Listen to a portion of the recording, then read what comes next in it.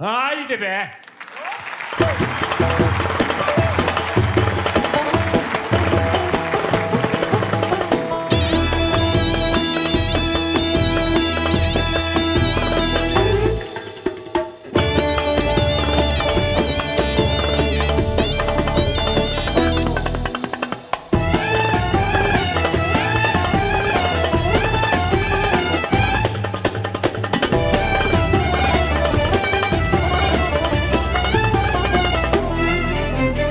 Arkası gelmez dertlerimin, bıktım illallah.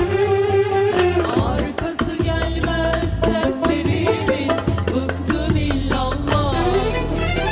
Bir biterken öbürü de başlar, vermesin Allah. Bir biterken öbürü de başlar, vermesin Allah. Böyle gelmiş böyle gidecek, korkarım valla. Böyle gelmiş böyle gidecek, korkarım valla. Yok mu çaresi ki dostlar, ve subhanallah. Yok mu çaresi ki dostlar, ve subhanallah.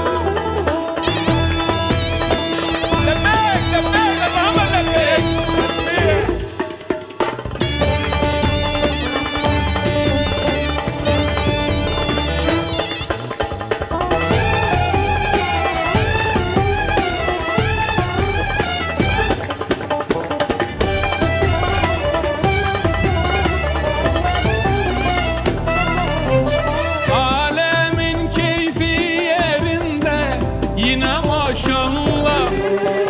Alemin keyfi yerinde yine maşallah.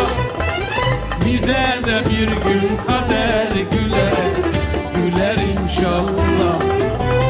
Bize de bir gün kader güler, güler inşallah.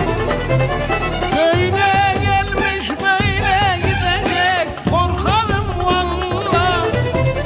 Böyle gelmiş böyle gidecek, korkarım valla.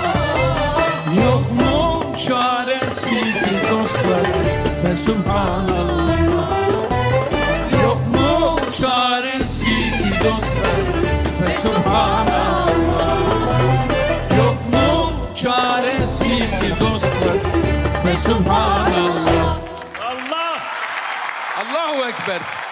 Ağzına sağlık. Allah. Allah razı olsun, sağ ol. Sen de nefesine sağ ol. İbrahim abi bin maşallah.